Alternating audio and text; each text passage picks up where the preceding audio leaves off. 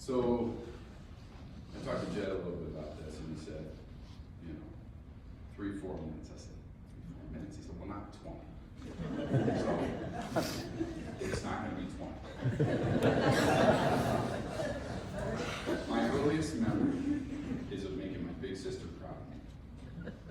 I was riding my bike on Somerset Lane in Scotia. I was heading toward Heather. She was surrounded by a big group of friends, as she always is, and she is right now. And I remember her shining face as she called out, "You did it!" and she clapped. And that made me really happy, because you see, she had taught me how to ride my bike. This is before bike helmets, and I was 3, and we didn't have any training wheels. So I have the scars to prove it. So Heather gave me a great gift of freedom at that age, and I used it often. I was on bike around the neighborhood all the time. I used to bike down to see my current wife, Janine, when she was just my girlfriend. So that was huge. Heather was 5 years older than me, and that meant she usually outran me when we raced home from the bus stop to see whether we would watch something awesome like He-Man or something absolutely horrible like General Hospital. I always looked up to her. I thought she was so smart because she was. My parents tell me when she was only 3, she was with them at a pub, and why were you taking her? And she pointed above the door and said, "Look, Mom, exit." She was already reading at 3. She also carried out instructions well, usually to the letter. So one day, when she was about the same age, my parents sent her to the garden, looking for her to pull the carrots. They told her they're in the corner, green, leafy, about this size. Pull them right out and bring them in. So she did exactly that. It was probably the other corner, and she brought back a bucket full of asparagus that was not ready and is hard to grow. So I don't think we can blame Heather for that. When we took a family trip to France, when she was just a teenager, she acted as translator. She helped us communicate with our French families. For those of you that don't know, we have families all over the place because of Rotary and because of the exchange student program, and we're very lucky for that. But we have 2 French families, the Mouyes and the Bertons. And Heather helped read the street signs, order the food, find bathrooms for Dad like 6 times a day. When Dad found it impossible to properly navigate French traffic circles, she even helped him understand what the police officer that confiscated his wallet and driver's license was saying. He wanted us to follow him to the police station. Translated the amount of the fine. Some fraud. That's a lot of money. Heather loved hard and hugged hard. If you've ever had the pleasure, you'll agree that if Heather loved you, you were going to get a huge squeeze when she saw you, and it would be about 1 nanosecond shy of awkwardly long.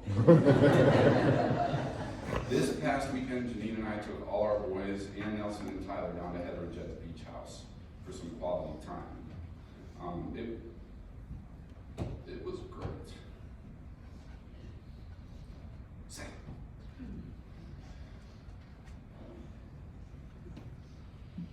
We got the chance to talk about Heather and some memories that we had of her.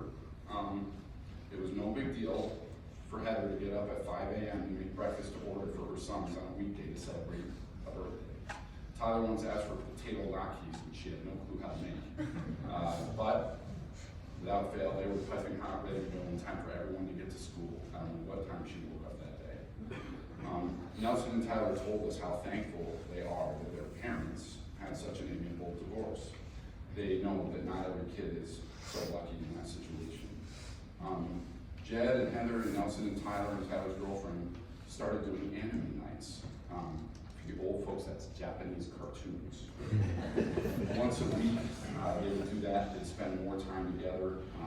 Heather could probably take her into the anime, but she absolutely loved spending the time with family. Another thing about Heather is that she absolutely loved to laugh. One of my favorite things things to do whenever we were together was to get her giggling. I'm not sure if I ever succeeded in making her piss her pants, but after Heather's health really started declining, our sister Courtney and I took a trip down to Heather's beach house. It was a great weekend. As usual, I underpacked, and as usual, Courtney was fully prepared but late to the party. So, Heather and I went clothes shopping before Courtney arrived, and we bought matching sweatshirts. I thought it would be great to get Courtney one, but to hide the fact, and just tell little sis that Heather and I were twinning. The lost puppy dog face that Courtney made when she got there was everything we hoped for. And right before she started crying, we brought out the third t-shirt. Quickly took a picture, and it will be on the, or was on the screen yesterday. I don't know if it's going to show up again, but I freaking love that picture. Excuse me. I got a lot more. I remember getting her laughing so hard for so long during a long car ride, maybe to North Carolina, that Dad finally blew a gasket and stopped the car. I'll do an impression of what happened next. This is mostly for Mom and Dad and Courtney. You guys might not think it's funny. I don't care.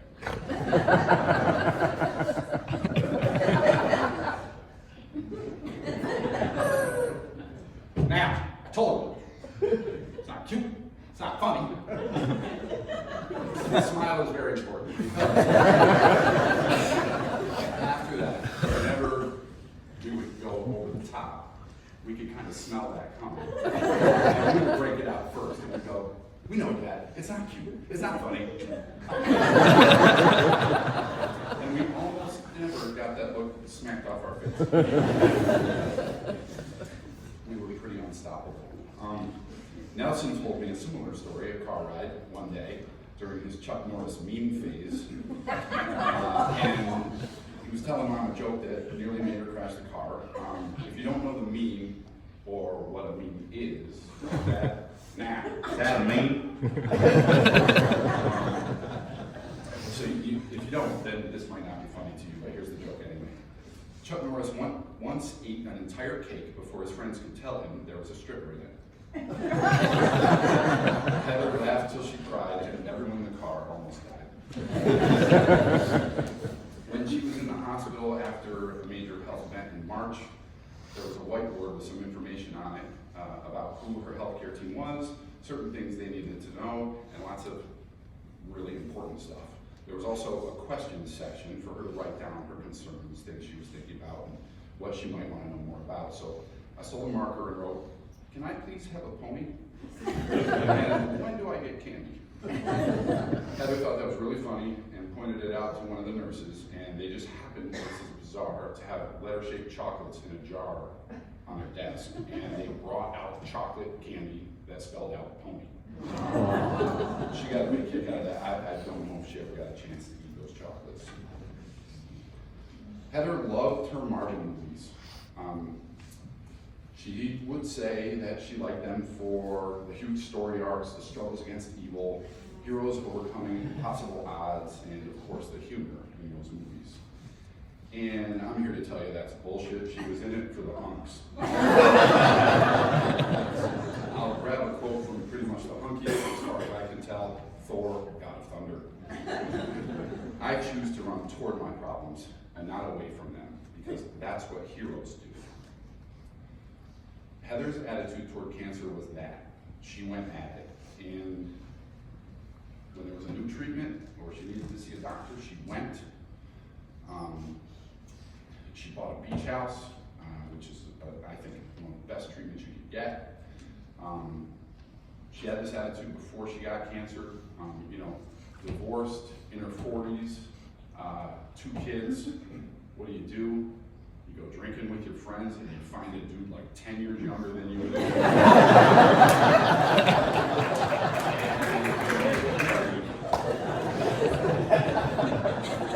She always stressed over her weight. She didn't need to, because that amazing hair and her beautiful green eyes outweighed any extra couple pounds she might have had. But she did stress over it. In 2006, before her cancer diagnosis, she committed to doing something she'd never done before. She She'd run a half marathon in Alaska. She did it with a stress fracture that she earned in training. Damn, bro, that's some hero stuff. Growing up, we had a very close relationship with the Frazzoni family. As some of you may know, somehow, at one point, both sets of parents made the very questionable decision to allow the 6 of us to go under Shelley and Heather's care on a skiing trip up to West Mountain. Shelley had gotten her license yesterday. So she was driving, it was the Frazzoni's minivan, and about 5 minutes into the trip, it was like a blizzard, the windshield wiper fluid ran out, probably because she was running it the whole time. So we couldn't call home, nobody knew how to replace the windshield wiper fluid, nobody was smart enough to ask a grown up at the gas station for help, so we just bought a jug of washer fluid and continued. We were only 10% of the way there when this happened. And so, Michelle had gotten sick of looking out the window trying to see with the winter blowing in her face. So Heather took that jug, leaned out the passenger window, and every time Shelley said, "Now!"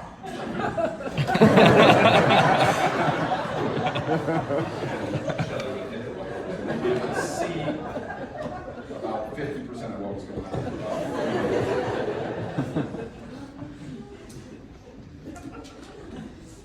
And I will go on and on. I really struggled in junior high. I was not fitting in. I guess running the Dungeons and Dragons Club, singing in the special chorus, being in the Boy Scouts and church youth group, and sporting that braces and bowl cut look was not the 1986 one.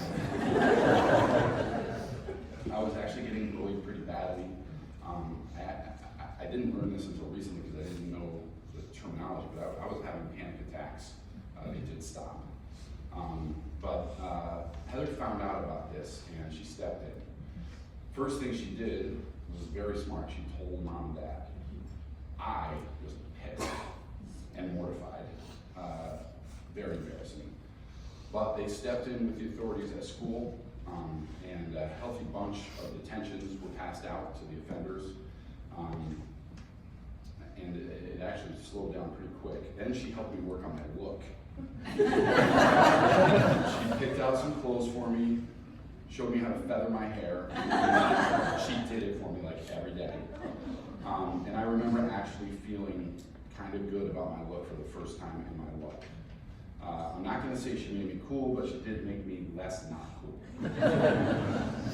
To my amazement, the bunch of jerks never came down the street and murdered me.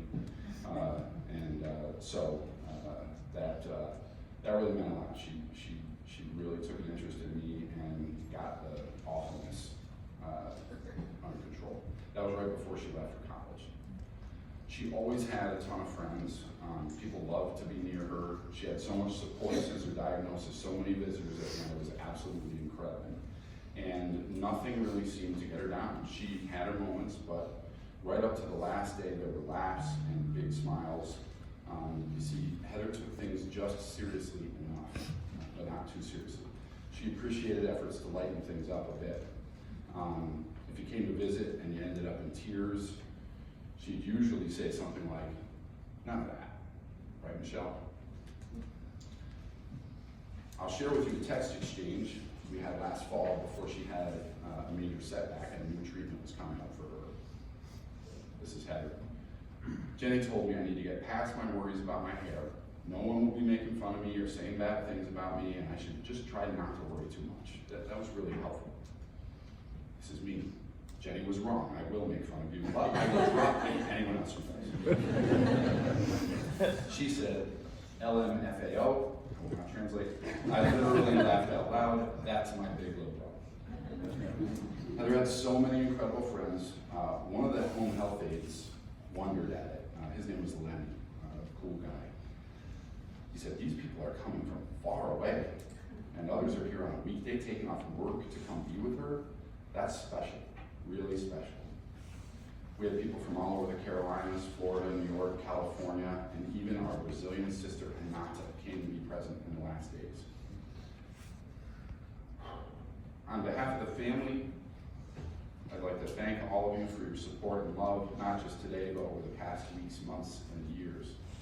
We especially want to thank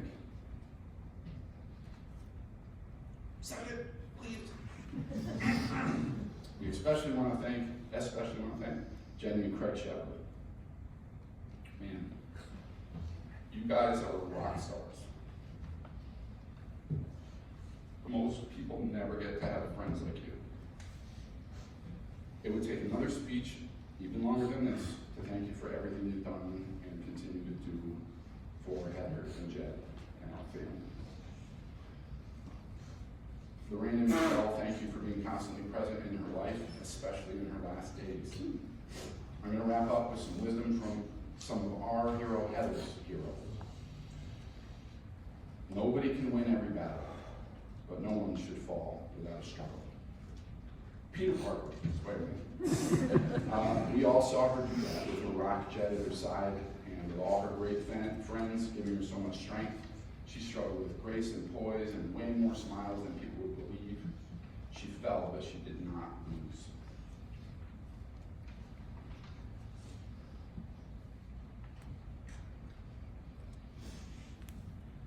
Then again, that's the hero gig. Part of the journey is the end. Iron Man, Tony Stark. I like that because none of us gets to choose the number of pages in our book. It's only after the last page is written that we can see the complete work. And this one was well worth the read. The last one is for all of us, but especially Nelson and Tyler. From Heather's favorite musical, Hamilton. We like that one in our family too. Legacy. What is a legacy? It's planting a seed in a garden you never get to see. Heather's not gone. Her influence and our memories live on. We can all feel her right now, can't we? It's up to us to keep that going, to remember what we learned from her, and to carry it on and grow. Love you, big sis.